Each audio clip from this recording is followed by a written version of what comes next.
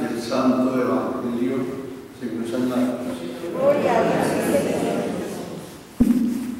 En aquel tiempo dejó Jesús el territorio de Tiro, pasó por Sidón, camino del lago de Galilea, atravesando la Decápolis. Y le presentaron un sordo, que además apenas podía hablar, y le pidieron que le impusieran las manos. Él, apartándolo de la gente a un lado, le metió los dedos en los oídos y con la saliva le tocó la lengua, y mirando al cielo suspiró y le dijo: Éfeta, esto es, ábrete. Y al momento se le abrieron los oídos, se le soltó la traba de la lengua y hablaba sin dificultad.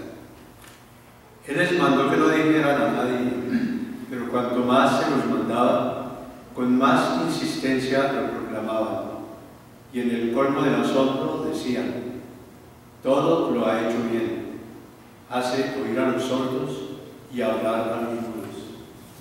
Palabra del Señor. Gloria a ti, Señor.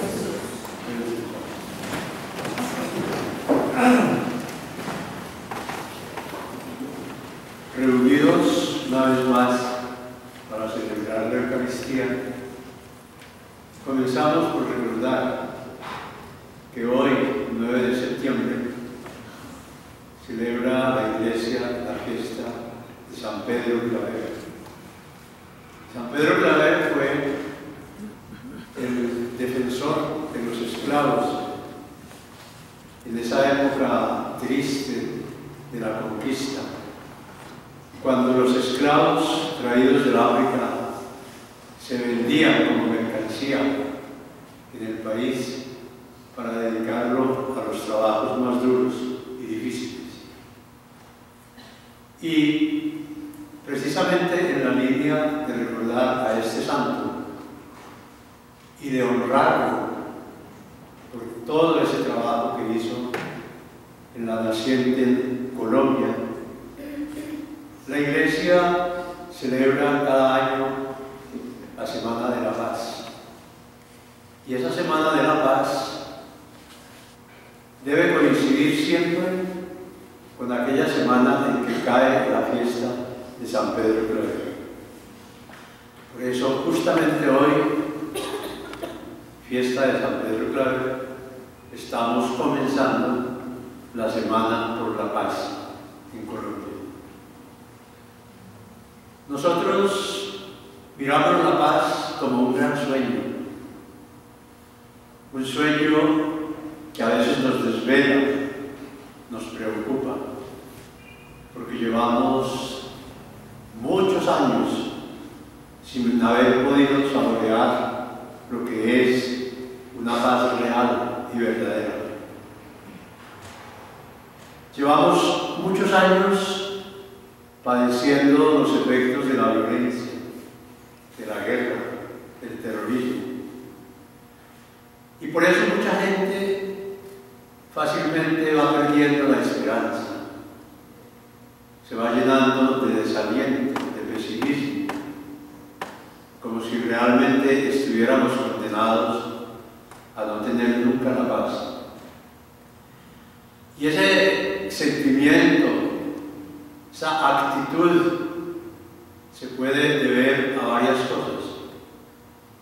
Y la primera, al modo de ver la más importante, es que nos olvidamos de que la paz es un don de Dios.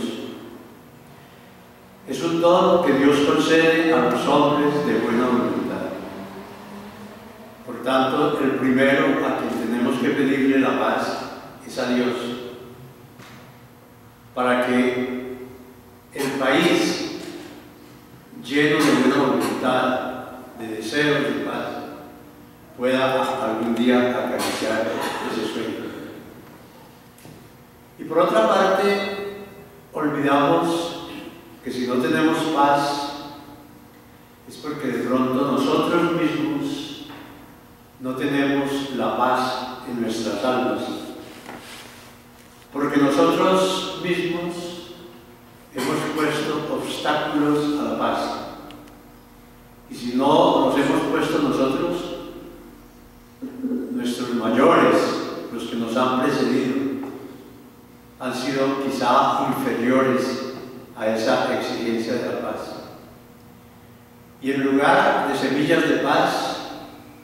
hemos sembrado odio, deseos de venganza, discriminación, segregacionismo, olvido de los pobres,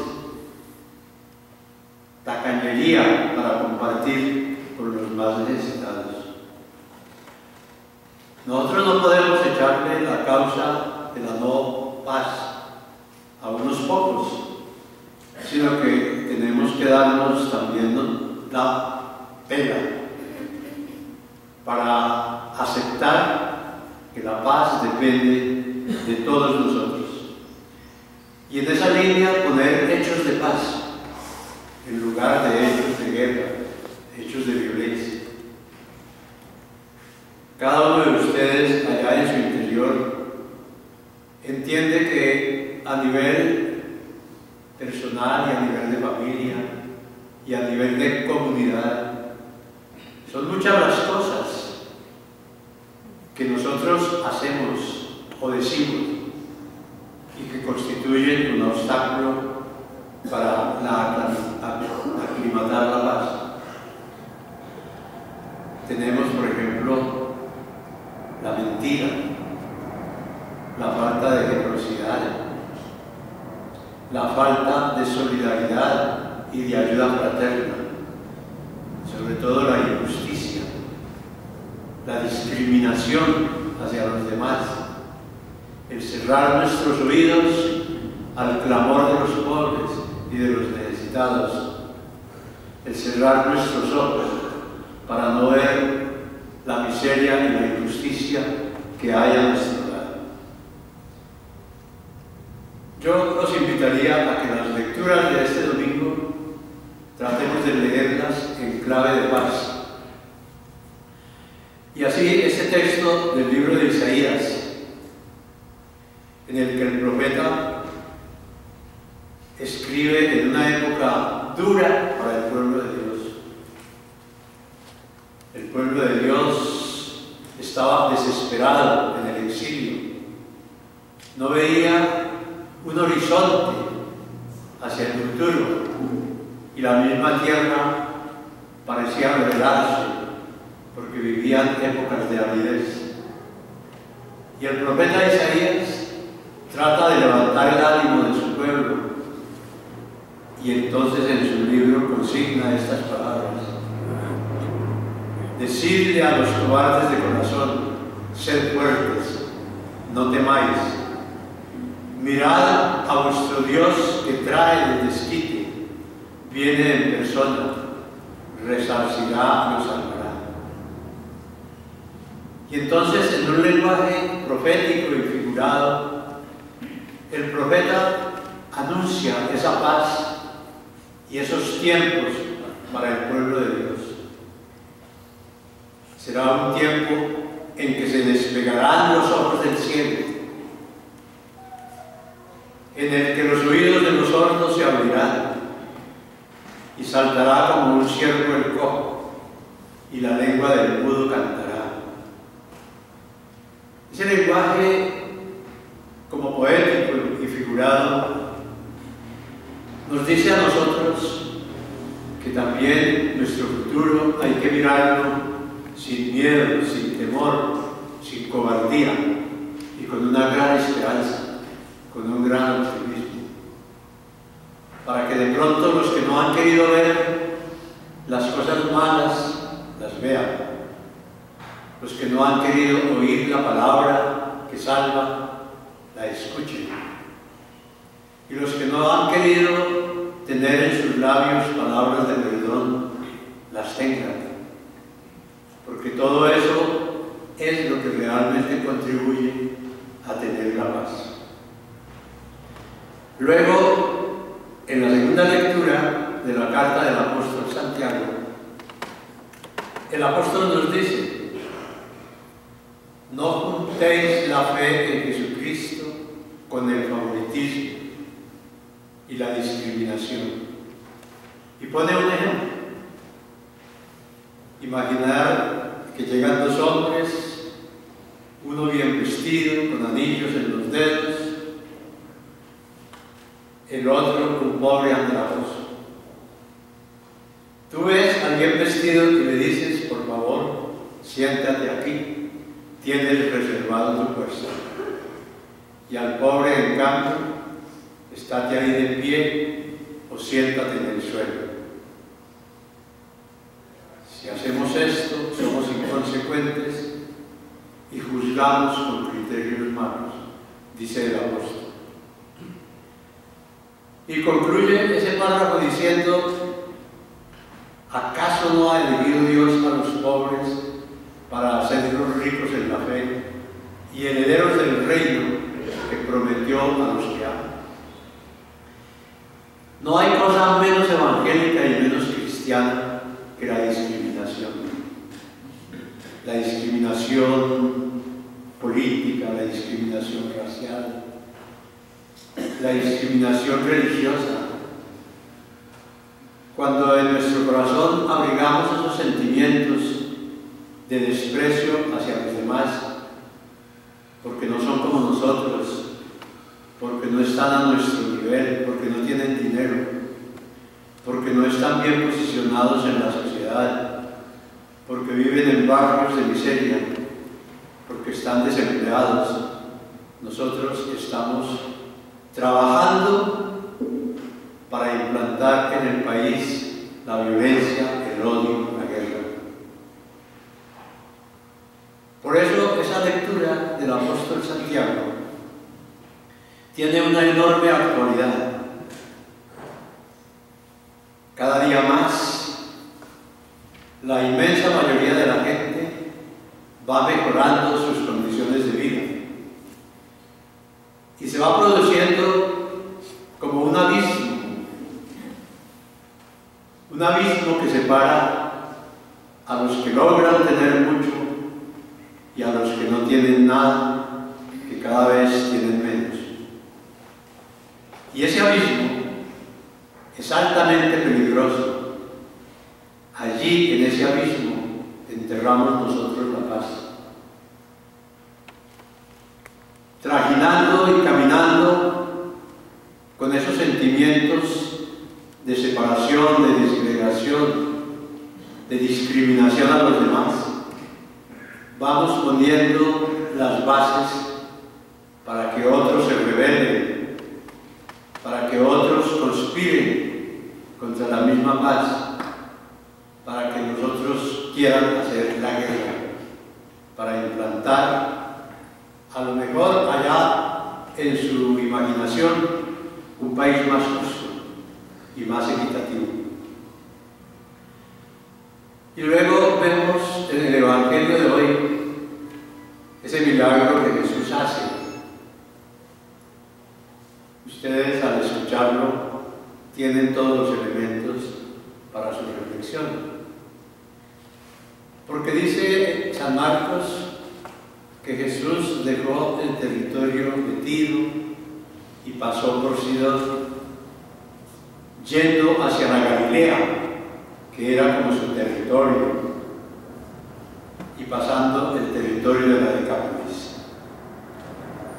Y allí le presentaron un hombre que era sordo y que tenía dificultades para hablar.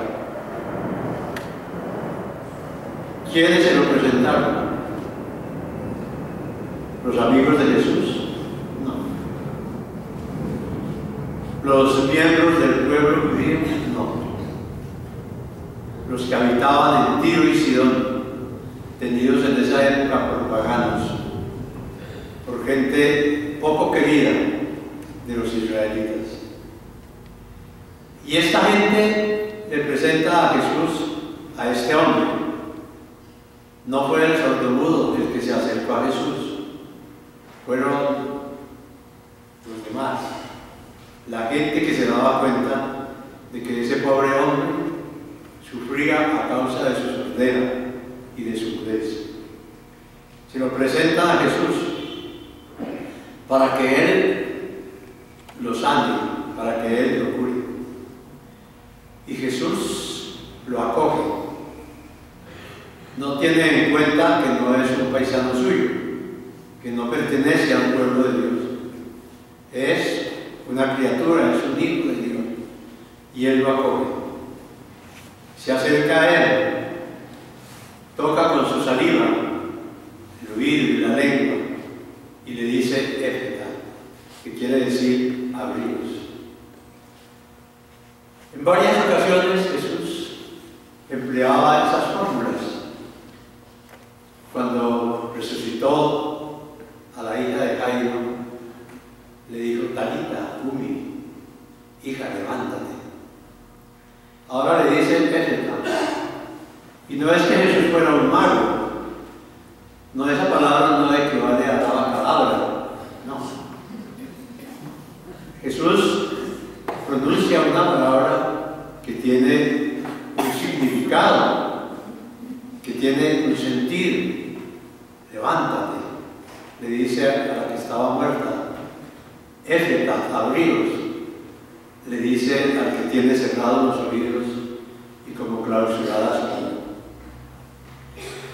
Yo les he dicho muchas veces que en los milagros de Jesús hay que mirar más la intención espiritual que el milagro mismo.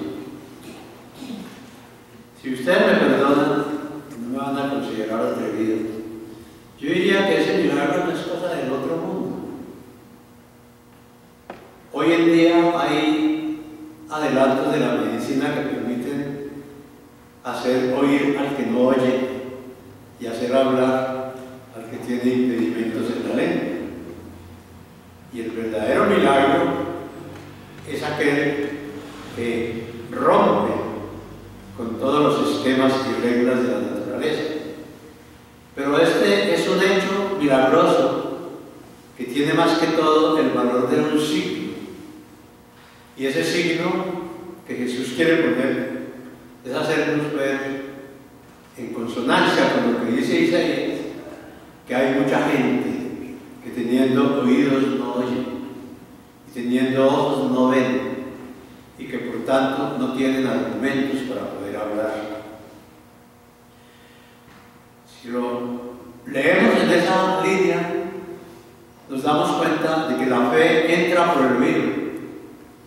Y el que es sordo para escuchar la palabra de Dios, pues no podrá llegar a tener la fe. Y si no tiene la fe, y si no cree, tampoco podrá hablar acerca de las cosas de la fe, acerca de las maravillas de Dios.